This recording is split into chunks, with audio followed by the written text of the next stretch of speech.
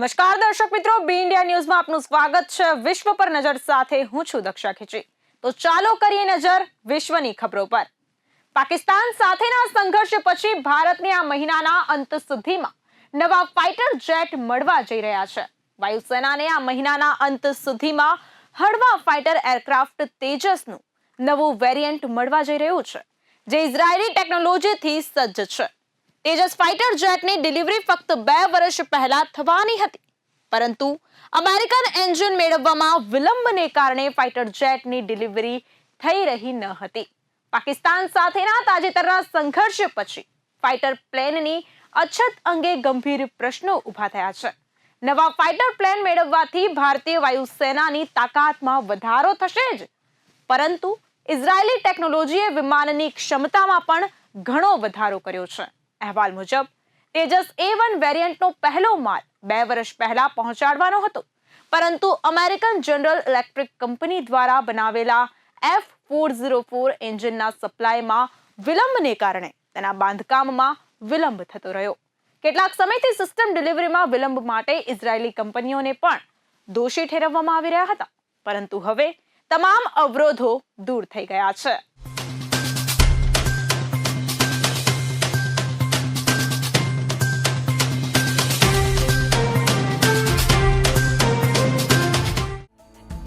ભારતીય વાયુસેના પાસે હાલમાં ફક્ત 31 ફાઇટર સ્ક્વોડ્રન છે, જ્યારે નિર્ધારિત ધોરણ મુજબ ભારત પાસે કોઈ પણ કિંમતે 42 ફાઇટર સ્ક્વોડ્રન હોવા જોઈએ। તેજસ A1 વેરિયન્ટ ખૂબ જ અદ્યતન ફાઇટર એરક્રાફ્ટ છે અને તેને વેસ્ટર્ન સ્ટાન્ડર્ડની નજીક માનવામાં આવે છે। તેની સૌથી મોટી ખાસિયત તેની રડાર સિસ્ટમ છે। આ વેરિયન્ટમાં ઇઝરાયેલ એરોસ્પેસ ઇન્ડસ્ટ્રીઝની કંપની એલ્ટા દ્વારા ઉત્પાદિત AESA એટલે કે active electronically scan array radar છે, જે અગાઉ ઉપયોગમાં લેવાતા ઇઝરાયેલી મિકેનિકલ રડાર કરતાં ઘણું સચોટ અને શક્તિશાળી છે। જેરુસલેમ પોસ્ટના અહેવાલ મુજબ શરૂઆતમાં ઉત્પાદિત થઈ રહેલા તમામ 83 તેજસ ફાઇટર જેટમાં કરોડો રૂપિયાની ઇઝરાયેલી સિસ્ટમ્સ એકીકૃત કરવામાં આવી રહી છે। ઇઝરાયેલી કંપનીએ ભારતની મેક ઇન ઇન્ડિયા નીતિ હેઠળ આ સિસ્ટમ્સ બનાવી છે। અહેવાલમાં કહેવામાં આવ્યું છે કે તેજસ A1 વેરિયન્ટમાં એક અત્યાધુનિક ઇલેક્ટ્રોનિક યુદ્ધ સિસ્ટમ છે, જે આ વિમાનને દુશ્મનના રડાર અને મિસાઇલોને નિષ્ક્રિય કરવામાં સક્ષમ બનાવશે। આ પણ ઇઝરાયેલી કંપની એલ્ટાએ અત્યાધુનિક ટેકનોલોજીનો ઉપયોગ કરીને બનાવ્યું છે। આ ઉપરાંત પાયલટ્સને હેલ્મેટ માઉન્ટેડ સાઇટ મળશે, એટલે કે તેઓ તેમની આંખોથી સંકેતો આપીને લક્ષ્યને હિટ કરી શકશે। આ પણ એલ્ટાએ બનાવ્યું છે। ઇઝરાયેલી રાફેલ કંપનીની ડર્બી રડાર માર્ગદર્શિત મિસાઇલો તેજસ A1 વેરિયન્ટમાં તૈનાત કરવામાં આવશે। ખાસ વાત એ છે કે આ બધી સિસ્ટમો સ્થાનિક કંપનીઓ સાથે ભાગીદારીમાં ભારતમાં જ બનાવવામાં આવી છે। ભારત ઇલેક્ટ્રોનિક યુદ્ધને અત્યંત મજબૂત બનાવી રહ્યું છે। ભારતનું ઇલેક્ટ્રોનિક યુદ્ધ પહેલેથી જ અદ્યતન હતું અને આ સાથે ભારતે પાકિસ્તાન સાથેના સંઘર્ષ દરમિયાન ચીનની ઓછામાં ઓછી 8 PL-15 મિસાઇલોને નિષ્ક્રિય કરી દીધી હતી। આ ઉપરાંત ઇલેક્ટ્રોનિક યુદ્ધે પાકિસ્તાની રડાર અને હવાઈ સંરક્ષણ પ્રણાલીઓને નષ્ટ કરવામાં મહત્વપૂર્ણ ભૂમિકા ભજવી હતી। તેજસ ફાઇટર જેટમાં મોટાભાગની અદ્યતન ઇઝરાયેલી ટેકનોલોજીનો ઉપયોગ કરવામાં આવ્યો છે। ઇઝરાયેલી વાયુસેનાના વિમાનો પણ અમેરિકન રડારનો ઉપયોગ કરે છે, તેથી ઇઝરાયેલી રડાર પણ અમેરિકન રડારની તર્જ પર બનાવવામાં આવે તેવી શક્યતા છે, જેથી તમે તેની ક્ષમતા જાણી શકો। આ ભારત અને ઇઝરાયેલ વચ્ચે મજબૂત સંરક્ષણ ભાગીદારી દર્શાવે છે। આ ઉપરાંત હિન્દુસ્તાન એરોનોટિક્સ લિમિટેડ હવે તેજસના આગામી વેરિયન્ટ તેજસ MK2 પર કામ કરી રહી છે। આ નવું વર્ઝન એક્સ્ટ્રીમ રેન્જ, ઉત્તમ લડાઈ ક્ષમતા અને કેનાર્ડ વિંગ્સ જેવી આધુનિક સુવિધાઓથી સજ્જ હશે।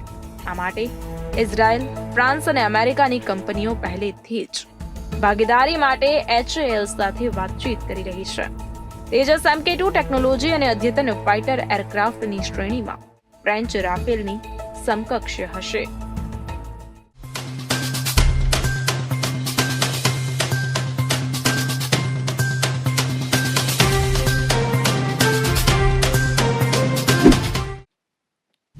તો તો ભારતે ફરી એકવાર પાકિસ્તાનને ચેતવણી આપી છે કે ગયા મહિને લશ્કરી મુકાબલો બંધ થઈ ગયો હોવા છતાં તેનું કારણ હજુ સુધી સમાપ્ત થયું નથી. જો ઉશ્કેરવામાં આવે તો ભારત પાકિસ્તાનની અંદર ગમે ત્યાં હુમલો કરવા તૈયાર છે. ભારતીય વિદેશ પ્રધાન ડોક્ટર જયશંકરે બ્રસેલ્સની મુલાકાત દરમિયાન પોલિટિકો સાથે વાત કરતી વખતે આ વાત કહી હતી. ભારતીય વિદેશ પ્રધાને કહ્યું હતું કે પાકિસ્તાન એક એવો દેશ છે જે આતંકવાદનો ઉપયોગ રાજ્ય નીતિ તરીકે કરવામાં ડૂબેલો છે. આ જ આખો મુદ્દો છે.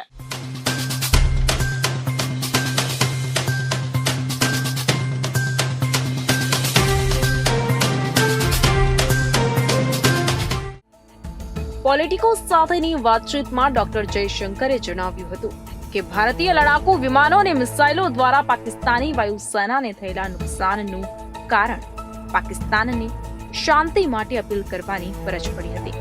તેમણે કહ્યું, જ્યાં સુધી હું સમજુ છું રાફેલ કેટલું અસરકારક હતું અથવા અન્ય સિસ્ટમો કેટલી અસરકારક હતી, મારા માટે આનો પુરાવો પાકિસ્તાની બાજુએ નાશ પામેલા અને નિષ્ક્રિય કરાયેલા એરફિલ્ડ્સ છે. ભારતીય વિદેશ મંત્રીએ કહ્યું કે 10મી મેના રોજ લડાઈ ફક્ત એક જ કારણસર બંધ થઈ ગઈ અને તે કહ્યું કે 10મી તારીખે સવારે અમે 8 મુખ્ય પાકિસ્તાની એરફિલ્ડ પર હુમલો કર્યો અને તેને નિષ્ક્રિય કરી દીધો. તેમણે આગળ કહ્યું કે મારા શબ્દો પર વિશ્વાસ ન કરો, આ ચિત્રો ગૂગલ પર ઉપલબ્ધ છે. તમે જે રનવે અને હેંગરો પર હુમલો કરવામાં આવ્યો છે તે જોઈ શકો છો. જયશંકરે કહ્યું કે પાકિસ્તાન હજારો આતંકવાદીઓને ખુલ્લામાં તાલીમ આપી રહ્યું છે અને તેમને તેના પાડોશી એટલે કે ભારતમાં છોડી રહ્યું છે. અમે આ સહન કરીશું નહીં. અમારો સંદેશ સ્પષ્ટ છે કે જો તમે એપ્રિલમાં કરવામાં આવેલા બર્બર કૃત્યો ચાલુ રાખશો તો બદલો લેવામાં આવશે અને આ બદલો આતંકવાદી સંગઠનો અને આતંકવાદી નેતૃત્વ સામે હશે. જયશંકરે કહ્યું, અમને કોઈ પરવા નથી કે તેઓ ક્યાં છે. જો તેઓ પાકિસ્તાનની અંદર છે તો અમે પાકિસ્તાનની અંદર જઈશું. 22 એપ્રિલ 2025 ના રોજ જમ્મુ અને કાશ્મીરના પહેલગામમાં આતંકવાદી હુમલામાં 26 નાગરિકોની હત્યાએ ભારતને હચમચાવી નાખ્યું. આ હુમલાની જવાબદારી પાકિસ્તાન સ્થિત લશ્કરે તૈયબાના ફ્રન્ટ આતંકવાદી સંગઠન ધ રેઝિસ્ટન્ટ ફ્રન્ટ દ્વારા લેવામાં આવી હતી. આ પછી ભારતે પાકિસ્તાનમાં બેઠેલા આતંકવાદીઓને પાઠ ભણાવવા માટે 7 મેના રોજ સવારે ઓપરેશન સિંદૂર શરૂ કર્યું. આમાં પાકિસ્તાન અને POK માં હાજર આતંકવાદી માળખાઓને નિશાન બનાવવામાં આવ્યા હતા. આ પછી બંને બાજુથી ઘણા દિવસો સુધી મિસાઇલ અને હવાઈ હુમલાઓ પછી બંને પક્ષોએ 10 મેના રોજ યુદ્ધ બંધ કરવાની જાહેરાત કરી.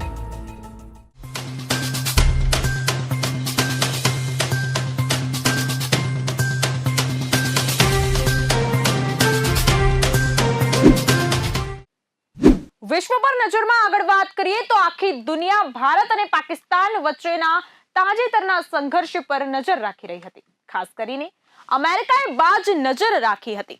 અમેરિકા ચીની શસ્ત્રોની ગુણવત્તા અને ઘાતકતા જાણવા માંગતું હતું. ભારત અને પાકિસ્તાન વચ્ચે લગભગ 4 દિવસ સુધી ચાલેલા સંઘર્ષના 1 મહિના પછી હવે અમેરિકાના ઇન્ડો પેસિફિક કમાન્ડ સાથે સંબંધિત એક વેબસાઇટ પરના એક અહેવાલમાં કહેવામાં આવ્યું છે કે પાકિસ્તાનના ચીની શસ્ત્રો નિષ્ફળ ગયા છે. ઇન્ડો પેસિફિક ડિફેન્સ ફોરમના અહેવાલમાં કહેવામાં આવ્યું છે કે ભારત અને પાકિસ્તાન વચ્ચે લગભગ 4 દિવસ સુધી ચાલેલા સંઘર્ષ દરમિયાન ઉપયોગમાં લેવાતા હાઈટેક ડ્રોન, મિસાઇલો, હવાઈ સંરક્ષણના પ્રદર્શનનો વિગતવાર અભ્યાસ કરવામાં આવ્યો છે.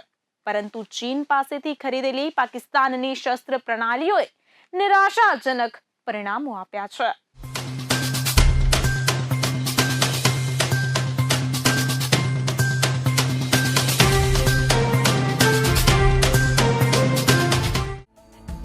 અહેવાલમાં કહેવામાં આવ્યું છે કે ભારતીય હવાઈ હુમલાઓએ પાકિસ્તાનની અંદર અનેક લક્ષ્યોને સફળતાપૂર્વક નિશાન બનાવ્યા. એટલે કે મિસાઇલો પાકિસ્તાની હવાઈ સંરક્ષણમાં ઘૂસી ગઈ, જે ચીની સપાટીથી હવામાં માર કરતી મિસાઇલો પર આધાર રાખે છે. ટોરોન્ટો સ્થિત ફુઆ ડિફેન્સ ન્યૂઝ એન્ડ એનાલિસિસ ગ્રુપના સ્થાપક બિલાલ ખાને એજન્સી ફ્રાન્સ પ્રેસ ન્યૂઝ સર્વિસને જણાવ્યું હતું કે ચીની હવાઈ સંરક્ષણ પ્રણાલી પાકિસ્તાન વાયુસેના જેટલી આશા રાખી હતી તેટલી અસરકારક દેખાતી નથી. લગભગ 1 મહિના સુધી ભારત અને પાકિસ્તાન વચ્ચેના સંઘર્ષનું વિશ્લેષણ કરનારા પશ્ચિમી મીડિયા અને નિષ્ણાતોએ સેટેલાઇટ છબીઓ અને અન્ય સ્ત્રોતોને ટાંકીને જણાવ્યું હતું કે ભારતીય હવાઈ હુમલામાં નૂર ખાન અને ભુલારી સહિત મુખ્ય પાકિસ્તાની હવાઈ મથકોનો નાશ થયો હતો. ચલાનીએ લખ્યું હતું કે પાકિસ્તાનના પરમાણુ કમાન્ડ અને આર્મી હેડક્વાર્ટર નજીક નૂર ખાન પર હુમલો પ્રતિકાત્મક હતો. તેમણે કહ્યું કે ભારતીય ક્રૂઝ મિસાઇલોએ તેને નિશાન બનાવીને એક સુનિયોજિત સંદેશ આપ્યો કે ભારત પાકિસ્તાનના ઉચ્ચ મૂલ્યના લક્ષ્યોને નિશાન બનાવી રહ્યું છે અને પાકિસ્તાન કોઈ પણ રીતે પોતાનો બચાવ કરી શકતું નથી. આ દરમિયાન પાકિસ્તાન ચીની લશ્કરી હાર્ડવેર ખાસ કરીને PL-15E એર ટુ એર મિસાઇલો અને HQ-9 લાંબા અંતરની સપાટી ટુ એર મિસાઇલ સિસ્ટમ્સ પર ખૂબ આધાર રાખતું હતું, જે બિનઅસરકારક સાબિત થયું. ચીને પાકિસ્તાનને સેટેલાઇટ સિસ્ટમ્સમાં મદદ કરી હતી અને બેઇજિંગે આ સમયગાળા દરમિયાન ભારતીય લશ્કરી વિસ્તારો પર કવરેજમાં નોંધપાત્ર વધારો કર્યો હતો. પાકિસ્તાને ચીની બનાવટની CM-401 મિસાઇલો અને હાઇપરસોનિક એન્ટી-શિપ મિસાઇલ પણ છોડી હતી, જે કથિત રીતે ભારતીય લશ્કરી સ્થાપનોને નિશાન બનાવે છે, પરંતુ ભારતે તેમને અટકાવ્યા. તેથી ચીનના શસ્ત્રો ખરાબ રીતે નિષ્ફળ ગયા છે. આ ઉપરાંત પાકિસ્તાને એક જ રાતમાં 400 થી વધુ ડ્રોન પણ છોડ્યા, પરંતુ ભારતીય લક્ષ્યોને નુકસાન થયાના બહુ ઓછા પુરાવા છે.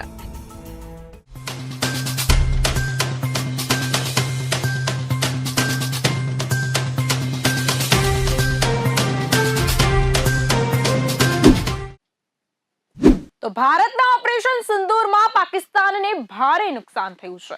યુએસ ઇન્ડો પેસિફિક કમાન્ડ સાથે સંબંધિત વેબસાઇટ ઇન્ડો પેસિફિક ફોરેન યુદ્ધના અંત પછી લગભગ 1 મહિના સુધી તેની અસરનું વિશ્લેષણ કરે છે, જેમાં ઘણા થિંક ટેન્ક સેટેલાઇટ છબીઓ અને વિશ્વના નિષ્ણાતો સાથે વાત કરવામાં આવી છે. આ અહેવાલમાં કહેવામાં આવ્યું છે કે ભારતીય હુમલામાં પાકિસ્તાન વાયુસેનાએ તેની 20% સંપત્તિ ગુમાવી દીધી છે.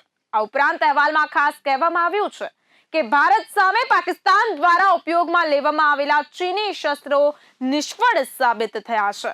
અહેવાલમાં ખાસ કહેવામાં આવ્યું છે કે પાકિસ્તાનના દાવા મોટા છે, પરંતુ વાસ્તવિકતા એ છે કે ભારતને તે નુકસાન પહોંચાડવામાં નિષ્ફળ ગયો છે. તે જ સમયે પાકિસ્તાની મીડિયા અહેવાલોમાં હવે કહેવામાં આવ્યું છે કે પાકિસ્તાને તેના સંરક્ષણ ખર્ચમાં ભારે વધારો કરવાનો નિર્ણય લીધો છે. એટલે કે IMF લોન પર પોતાનું પેટ ભરી રહેલું પાકિસ્તાન જનતાના મોઢામાંથી ખોરાક છીનવીને સેના માટે શસ્ત્રો ખરીદશે.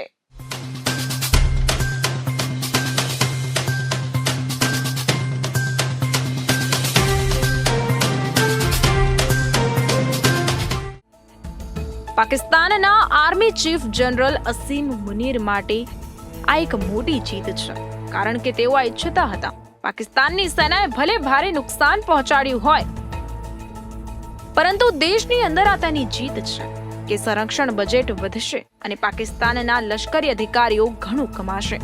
પાકિસ્તાની મીડિયા અહેવાલોમાં કહેવામાં આવ્યું છે કે પાકિસ્તાનમાં 2025-26ના સંરક્ષણ બજેટમાં 18%નો મોટો વધારો થશે. એવું કહેવામાં આવ્યું છે કે પાકિસ્તાનનું નવું સંરક્ષણ બજેટ લગભગ $14 બિલિયન થવાનું છે. તેમ છતાં પાકિસ્તાન ભારે દેવું, ગરીબી, ખાદ્ય સંકટ અને જાહેર દેવા જેવા સંકટમાં ફસાયેલું છે. પાકિસ્તાન એવા સમયે સંરક્ષણ ખર્ચમાં વધારો કરી રહ્યું છે જ્યારે દેશનું જાહેર દેવું 76 ટ્રિલિયન પાકિસ્તાની રૂપિયાના રેકોર્ડ સ્તરે પહોંચી ગયું છે. તે 2020-21માં 39.8 ટ્રિલિયન રૂપિયાથી લગભગ બમણું થઈ ગયું છે. આ છેલ્લા દાયકામાં 5 ગણું વધ્યું છે. દેવામાં 51.5 ટ્રિલિયન પાકિસ્તાની રૂપિયા સ્થાનિક દેવા અને 24.5 ટ્રિલિયન રૂપિયા બાહ્ય દેવાનો સમાવેશ થાય છે. આર્થિક સર્વેક્ષણમાં ચેતવણી આપવામાં આવી છે કે વધુ પડતું દેવું અને નબળા સંચાલનથી નાણાકીય અસ્થિરતા અને આર્થિક સુરક્ષા માટે ગંભીર જોખમો ઊભા થાય છે. પાકિસ્તાનને ગયા મહિને IMF તરફથી $3.5 બિલિયન નું બેલઆઉટ પેકેજ મળ્યું હતું, જેનો ભારતે સખત વિરોધ કર્યો હતો. IMFએ એશિયન ડેવલપમેન્ટ બેંકની શરતો છતાં પાકિસ્તાનનું આ પગલું આંતરરાષ્ટ્રીય સ્તરે પ્રશ્નો ઊભા કરી રહ્યું છે. ભારત સહિત ઘણા દેશો આશંકા વ્યક્ત કરી રહ્યા છે કે આ ભંડોળનો ઉપયોગ આતંકવાદી સંગઠનો અને લશ્કરી કામગીરી માટે પરોક્ષ રીતે થઈ રહ્યો છે. જોકે પાકિસ્તાનનું નાણાં મંત્રાલય દાવો કરી રહ્યું છે કે સંરક્ષણ ખર્ચમાં વધારા અંગેની માહિતી IMF અને ADB-ને આપવામાં આવી છે. પાકિસ્તાનનો તર્ક એ રહ્યો છે કે ભારત તરફથી તેની સુરક્ષા જોખમમાં છે, પરંતુ પ્રશ્ન એ છે કે જો તે લશ્કરી ક્ષમતા વધારવા પર ખર્ચ કરે છે તો તે દેશના લોકોને શું ખવડાવશે? જો પાકિસ્તાન સંરક્ષણ ખર્ચ વધારશે તો પણ તેનો સંરક્ષણ ખર્ચ ભારતની તુલનામાં કંઈ જ રહેશે નહીં. ભારત વિશ્વનો 5મો સૌથી મોટો લશ્કરી ખર્ચ ધરાવે છે, જેનું વાર્ષિક સંરક્ષણ બજેટ લગભગ $86 બિલિયન છે, જે પાકિસ્તાન કરતા લગભગ 9 ગણું છે. તેથી તે ભારત સાથે સ્પર્ધા કરવાની દોડમાં વધુ બગાડ થશે.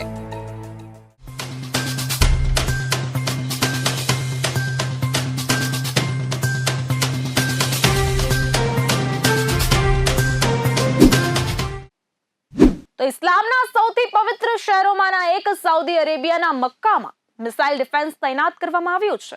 દર વર્ષે વિશ્વભરના લાખો મુસ્લિમો હજ અને ઉમરાહ માટે મક્કાની મુલાકાત લે છે. એવો અંદાજ છે કે આ વર્ષે પણ લગભગ 1.6 મિલિયન મુસ્લિમો મક્કા જઈ શકે છે. હજ યાત્રાળુઓની સુરક્ષા સુનિશ્ચિત કરવા માટે સાઉદી અરેબિયા સરકારે શહેરમાં US પેટ્રિયટ મિસાઇલ ડિફેન્સ સિસ્ટમ તૈનાત કરી છે.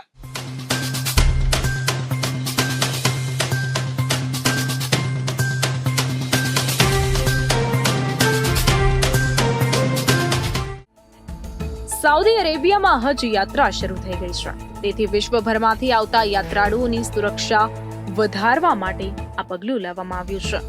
સાઉદી વહીવટીતંત્રે મક્કાની સુરક્ષા માટે હવાઈ સંરક્ષણ તૈનાત કરવાની સત્તાવાર જાહેરાત કરી છે.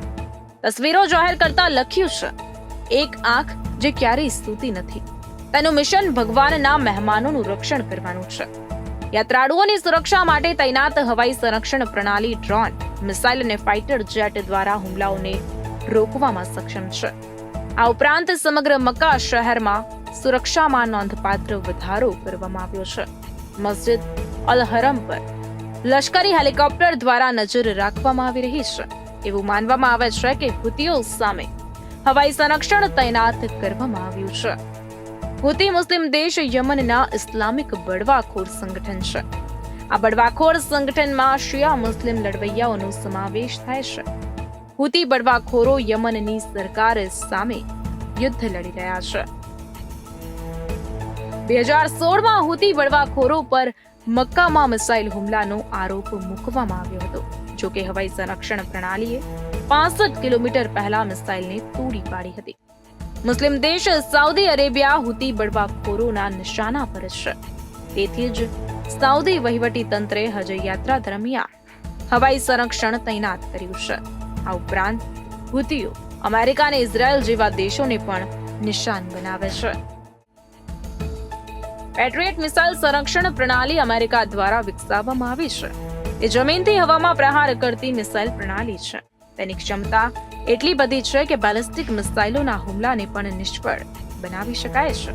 તે ક્રૂઝ મિસાઇલ, ડ્રોન અને ફાઇટર એરક્રાફ્ટને નિશાન બનાવવામાં સક્ષમ છે. આ સિસ્ટમ એક સાથે 100 લક્ષ્યો પર નજર રાખી શકે છે અને 160 કિલોમીટર દૂરથી તેમને નષ્ટ કરી શકે છે. એક અમેરિકન પેટ્રિયટ મિસાઇલ ડિફેન્સ સિસ્ટમની કિંમત લગભગ 8,500 કરોડ રૂપિયા છે અને તેમાં વપરાતી એક મિસાઇલની કિંમત લગભગ 25 કરોડ રૂપિયા છે. અમેરિકાનો દાવો છે કે લગભગ 19 દેશો તેનો ઉપયોગ કરે છે. આમાં અમેરિકા, ઇઝરાયલ અને યુરોપના ઘણા દેશોનો સમાવેશ થાય છે. સાઉદી અરેબિયા અને હુતીઓ વચ્ચેની દુશ્મનાવટ મુખ્યત્વે યમનના ગૃહયુદ્ધ અને રાજકારણ સાથે સંબંધિત છે. 2015માં હુતીઓએ યમનની રાજધાની સના પર કબજો કર્યો અને રાષ્ટ્રપતિ અબ્દરબુહ મંસૂર હાદીને સત્તા પરથી હાંકી કાઢ્યા. હાદી સુન્ની મુસ્લિમ બહુમતી દેશ સાઉદી અરેબિયાના સમર્થક હતા. સાઉદી યમન પર પોતાનો પ્રભાવ જાળવી રાખવા માટે હાદીને મહત્વપૂર્ણ માનતો હતો. એટલા માટે તેણે લશ્કરી જોડાણ બનાવ્યું અને હુતીઓ પર હુમલો કર્યો. ત્યારબાદ સાઉદી અરેબિયા અને હુતી બળવાખોરો વચ્ચે તણાવ ચાલુ રહ્યો. આ વિવાદનું બીજું કારણ ઈરાન છે, જેને હુતીઓનું સમર્થક માનવામાં આવે છે. ઈરાન શિયા મુસ્લિમ બહુમતી ધરાવતો દેશ છે અને સાઉદી અરેબિયાનો પ્રાદેશિક હરીફ છે. ઈરાન પર હુતીઓને ભંડોળ આપવાનો પણ આરોપ છે.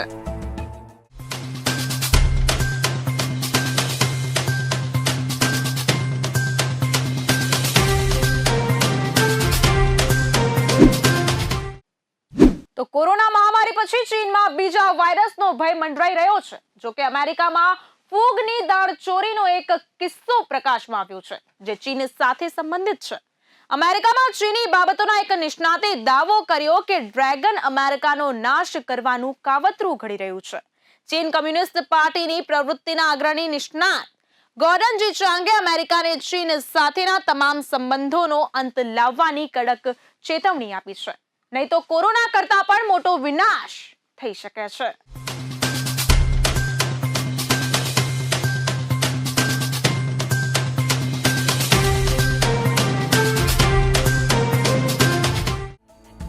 થોડા સમય પહેલા એક ચીની નિષ્ણાતે અમેરિકામાં 2 ચીની નાગરિકોની ધરપકડ અંગે ચેતવણી આપી હતી અને કહ્યું હતું કે આ કાવતરું કંઈક ઊંડું સૂચવે છે. તે અમેરિકાને અસ્થિર કરવા માટે ચીનના ગુપ્ત મિશન જેવું છે. આને રોકવાનો એક જ રસ્તો છે, ચીન સાથેના બધા સંબંધો તોડી નાખવાનો. ચાઇના ઇઝ ગોઈંગ ટુ વોરના લેખકે કહ્યું હતું કે આ કેસ ફક્ત જૈવિક દાણચોરીની ઘટના નથી, પરંતુ માઓવાદી સિદ્ધાંત પર આધારિત પીપલ્સ ફોર રણનીતિનો એક ભાગ છે. તેનો હેતુ દુશ્મનોને રાજકીય, આર્થિક અને માનસિક રીતે નબળાને અસ્થિર બનાવવાનો છે. તમને જણાવી દઈએ કે 2 ચીની નાગરિકો પર અમેરિકામાં સંશોધન માટે ફ્યુઝેરિયમ ગ્રામિનેરમનું દાણચોરી કરવાનો આરોપ હતો. એફબીઆઈની ફોજદારી ફરિયાદ મુજબ જુલાઈ 2024માં જ્યારે ચીનના 34 વર્ષીય સંશોધક જુનિયોંગ લિયુ તેમની 33 વર્ષીય ગર્લફ્રેન્ડ યુનકિંગ જિયાનને મળવા અમેરિકા આવ્યા હતા, ત્યારે તેઓ પોતાની સાથે કૂબ પણ લાવ્યા હતા. વિભાગે કહ્યું હતું કે આ કૂબ એક ખતરનાક જૈવિક રોગકારક છે, જેનો ઉપયોગ કૃષિ આતંકવાદ માટે હથિયાર તરીકે થઈ શકે છે. આ કૂબ કેટલાક પાકોમાં માથાના દુખાવાનું કારણ બને છે અને દર વર્ષે વૈશ્વિક સ્તરે અબજો ડોલરના આર્થિક નુકસાન માટે જવાબદાર છે. વૈજ્ઞાનિકોએ તેને કૃષિ આતંકવાદ નામ આપ્યું છે. આ કૂગને કારણે આપણને ખોરાકની અછત, નાણાકીય કટોકટી અને લીવરને નુકસાન, ગર્ભધારણ કરવામાં મુશ્કેલી વગેરે જેવી ગંભીર સ્વાસ્થ્ય સમસ્યાઓનો સામનો કરવો પડી શકે છે.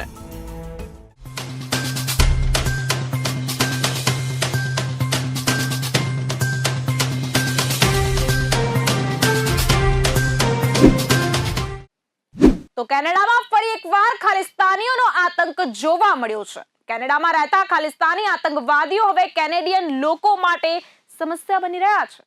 તાજેતરમાં એક માહિતી પ્રકાશમાં આવી છે કે ખાલિસ્તાની આતંકવાદીઓએ કેનેડિયન પત્રકાર પર હુમલો કર્યો હતો. કેનેડિયન પત્રકારે હુમલાનો વિડીયો જાહેર કર્યો અને સોશિયલ મીડિયા પર ઘણી અન્ય પોસ્ટ પણ પોસ્ટ કરી.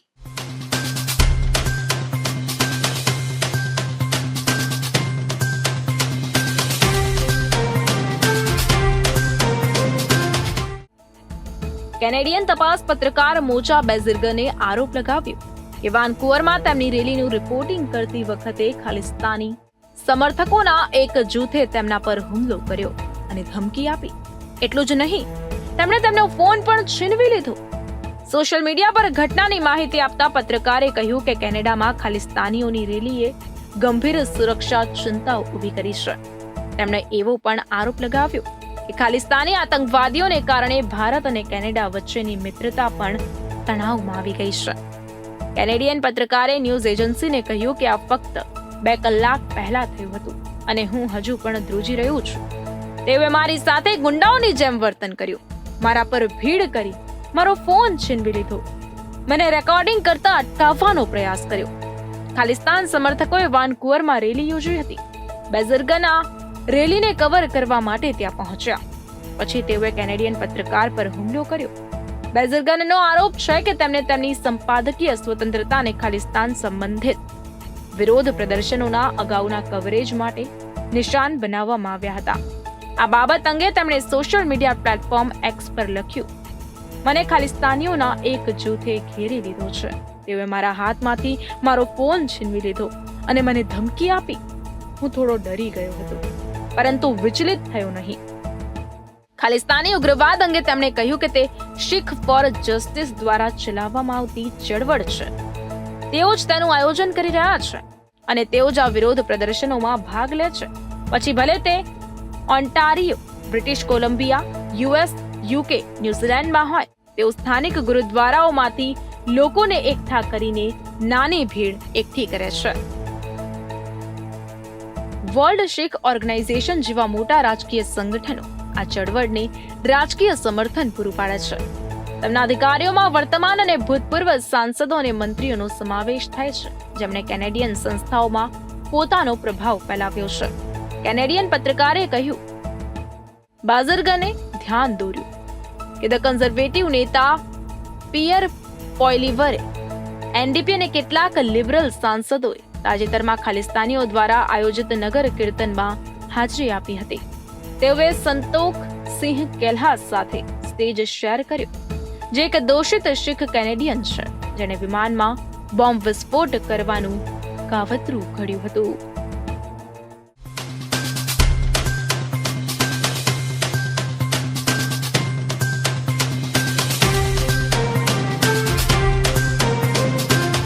તો વિશ્વ પર નજરમાં હાલ બસ આટલું જ. વધુ અપડેટ્સ માટે જોડાયેલા રહો બી ઇન્ડિયા સાથે. ભરોસો ગુજરાતનો. નમસ્કાર.